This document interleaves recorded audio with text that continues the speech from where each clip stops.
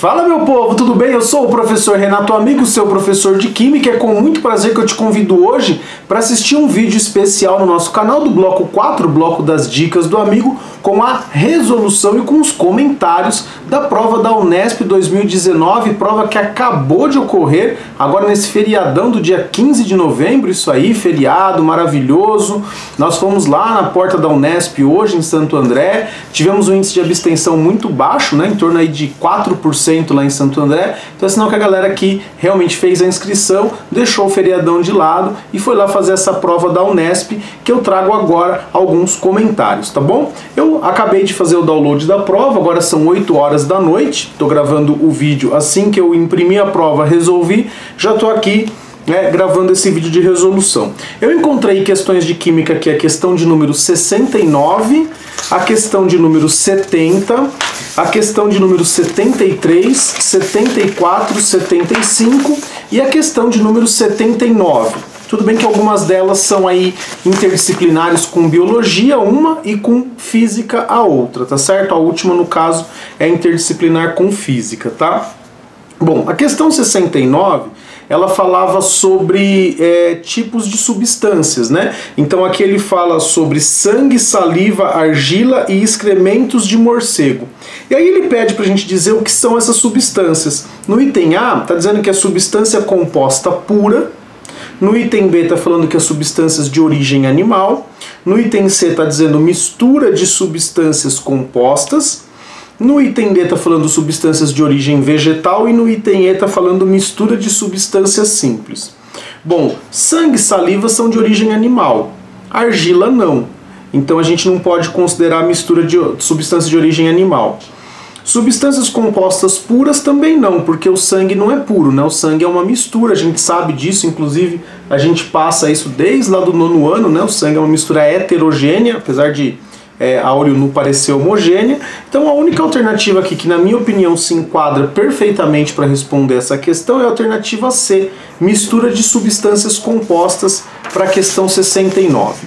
A questão 70 é uma questão que fala, dá algumas fórmulas aqui, né, da adenina, guanina, citosina e da tinina, né, as bases nitrogenadas que compõem o DNA. E ele pede para você na questão 70 responder como que se dão os pareamentos da dupla hélice. Né? Quando você vai formar a dupla hélice, então tem uma interação entre uma base e outra por ligação de hidrogênio. Tá certo? Ele fala que ligação covalente simples, ligação covalente dupla, ligação de hidrogênio, né? Ligação iônica e força de London. Aqui a gente tem átomos de hidrogênio ligado em átomos muito eletronegativos, aqui no caso em átomos de nitrogênio. Lembra? Hidrogênio ligado ao FON. Então uma questãozinha aí de interação intermolecular, aí vamos dizer assim, uma interdisciplinar com biologia, beleza? Depois tem a questão 73, só que para você responder a 73, você tem que fazer a questão de número 72, que é aquela questão que tem o gráfico do avião. Então ele fala que na subida o avião consome o dobro do combustível, ele fala aqui que o consumo do QAV é de 2.200 kg de combustível, né, quilogramas de combustível por hora.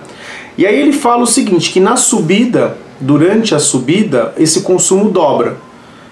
Eu tenho aqui o tempo de cruzeiro e depois na descida o consumo é 1/3.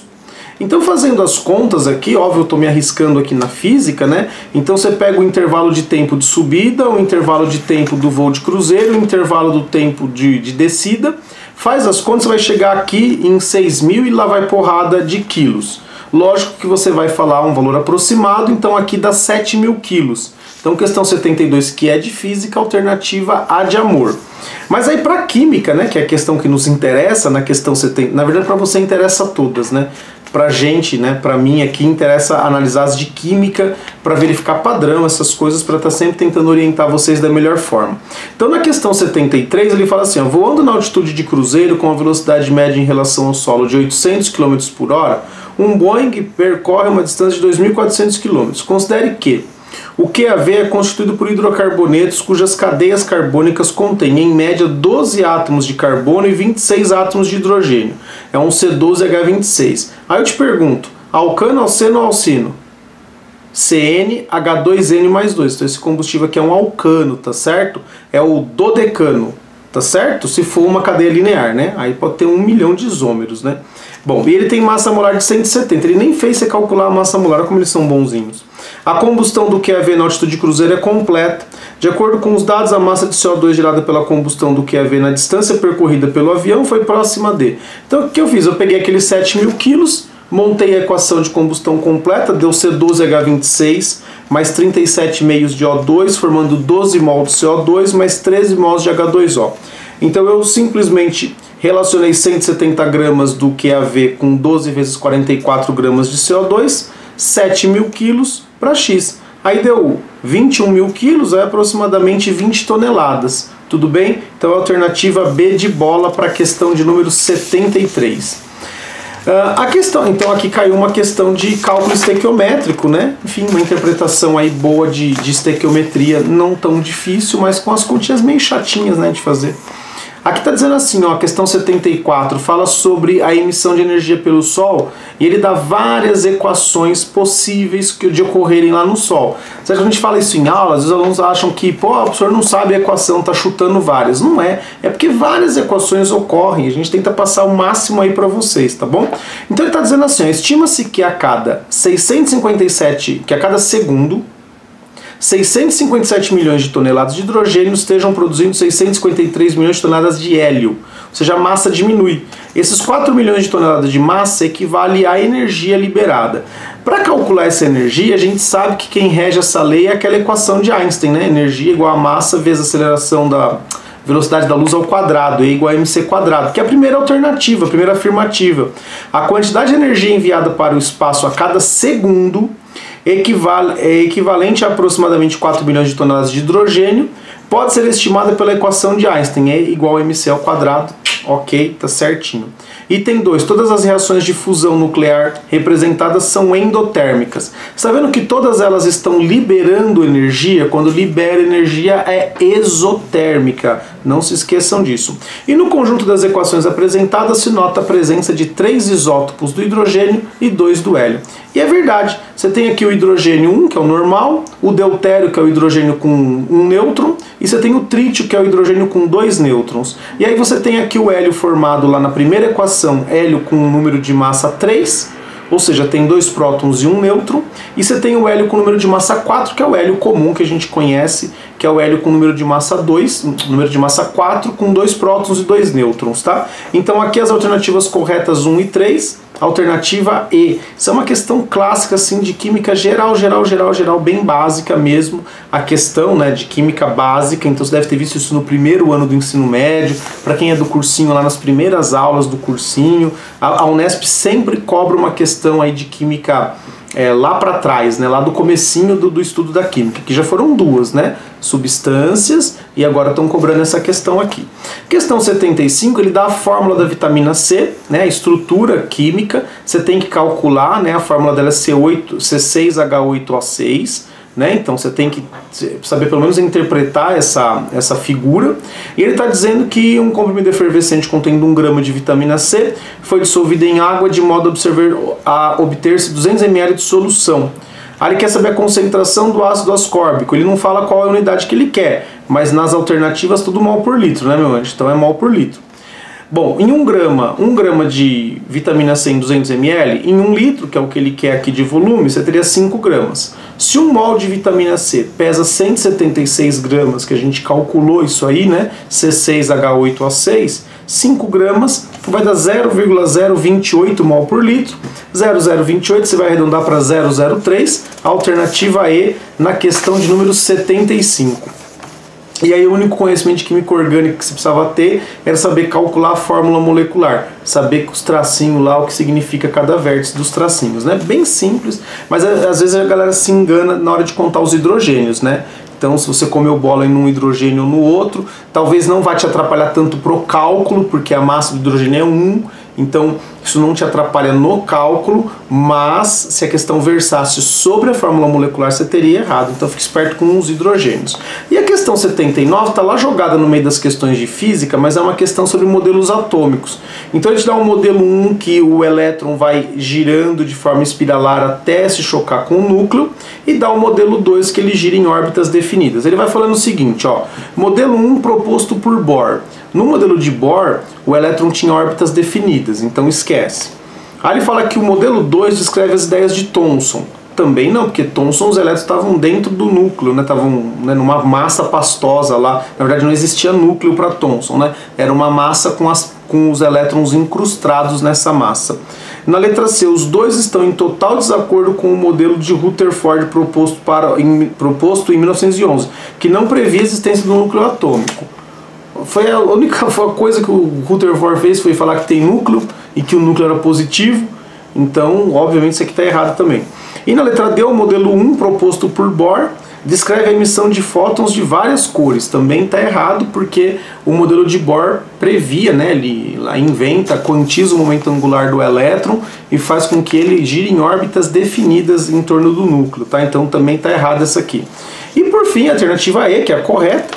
O modelo 2 proposto por Bohr, sim, explica satisfatoriamente o fato de um átomo de hidrogênio não emitir radiação o tempo todo. Sim, porque enquanto ele está girando numa órbita, ele não emite nem absorve energia. Ele fica lá quietinho na dele, sem emissão de nada.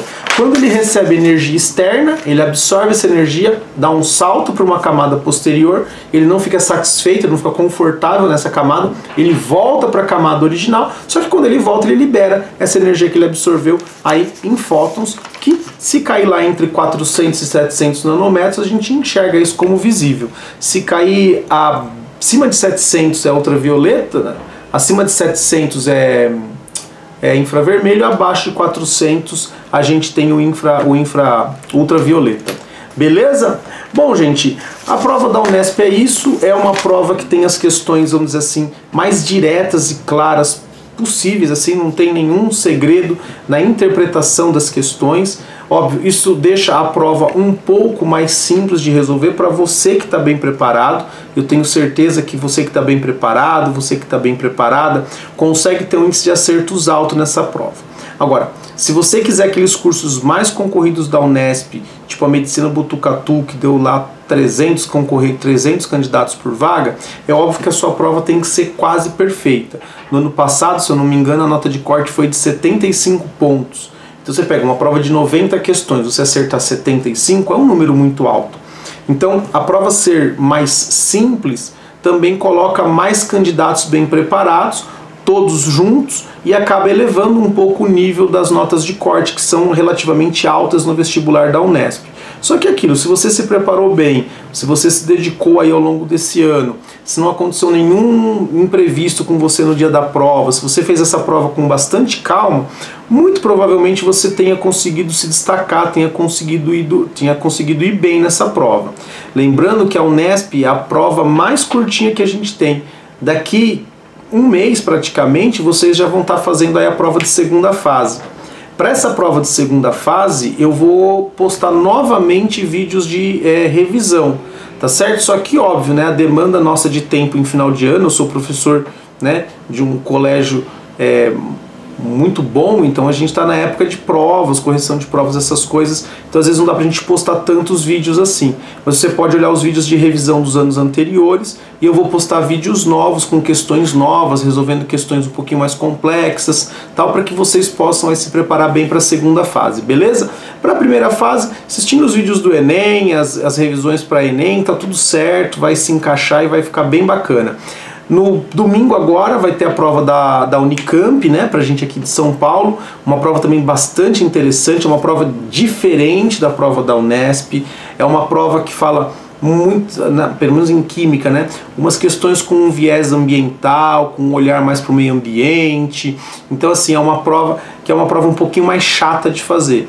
Lembra o padrão da Unicamp, né? É sempre assim, verdadeiro, verdadeiro, verdadeiro, falso, falso, verdadeiro, falso, falso. Cada alternativa vai ter aí duas informações, então leia com bastante atenção para não cometer nenhum erro. E aí no próximo domingo a gente tem o FUVEST, né? Aí a FUVEST, pô, fechou com chave de ouro as primeiras fases dos grandes vestibulares.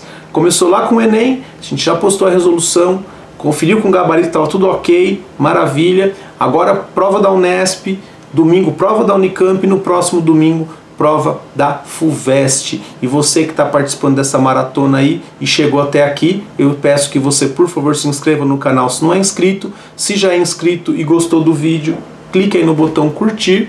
Se você achou esse vídeo interessante para você, conhece alguém que fez a prova da Unesp, quer compartilhar, compartilha nas suas redes sociais. Se você tem alguma dúvida, sugestão, crítica ou elogio para o nosso canal, só deixar um comentário aqui no YouTube mesmo, ou enviar um e-mail para mim no quimicadoamigo@gmail.com, quimicadoamigo@gmail.com. Sempre é um prazer receber e responder as suas dúvidas, e eu só tenho que te agradecer e dizer beijo, tchau!